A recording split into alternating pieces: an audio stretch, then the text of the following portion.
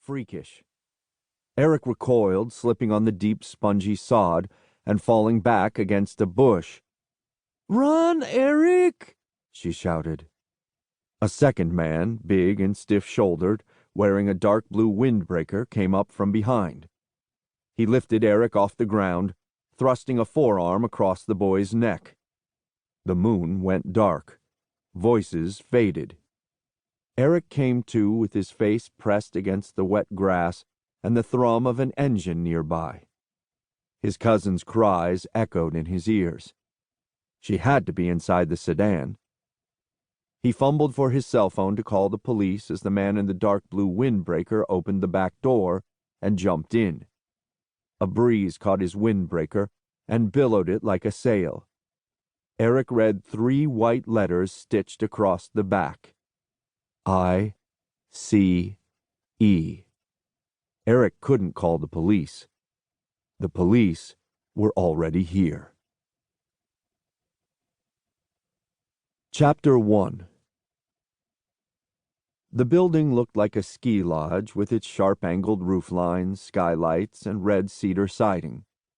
Only the lettering above the main doors gave its more sacred purpose away. One word, spelled out in both English and Hebrew: sanctuary. The last time Jimmy Vega stepped through these doors, it was for his daughter's bat mitzvah. Joy, who couldn't speak more than a few sentences of Spanish, stood at the bima and read Hebrew from the Torah. Words Vega, a Bronx-born Puerto Rican, didn't know and couldn't pronounce. The rabbi praised her. His ex-wife beamed. His ex-in-laws cried. Vega hadn't been back in 6 years. He was here for something much simpler on this crisp spring evening, to give his girlfriend's elderly neighbor a ride home from services. Vega found Max Zimmerman leaning on a 3-pronged cane in the lobby, just outside the sanctuary hall, with its cavernous 4-story cupola. Zimmerman was still wearing his black felt kippah and deep in conversation with 3 middle-aged men, none of whom looked as robust as the old man. At 89, he still had broad shoulders, a full head of silver hair, and penetrating eyes behind black-framed glasses. When one of the men stepped back, Vega noticed another figure, also in a kippah, at the center of the conversation, a short, burly man with brown skin creased beyond his years, and large, patient eyes. "Ah," said Zimmerman, catching sight of Vega. "Just the man I wanted to see." Zimmerman beckoned Vega over. His words, like his gestures, carried an exaggerated air to them, no doubt a holdover from having to pick up English after a childhood of speaking Yiddish and Polish.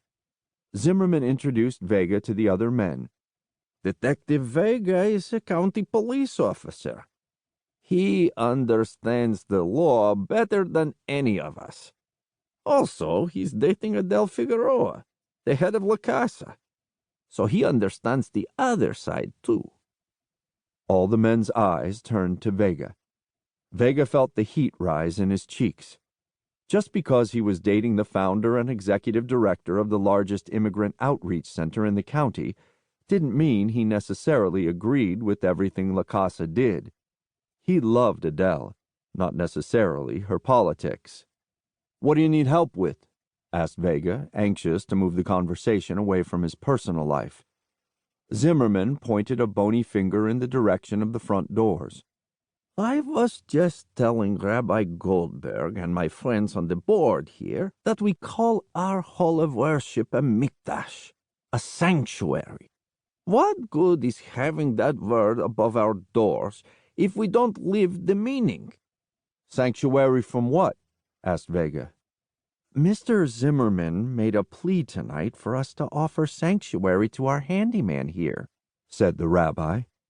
He was the youngest of the Jewish men in the group, with a baby face beneath his close-cropped black beard and the wide, eager eyes of a Boy Scout behind wire-rimmed glasses. Vega had a sense the synagogue had recently hired him.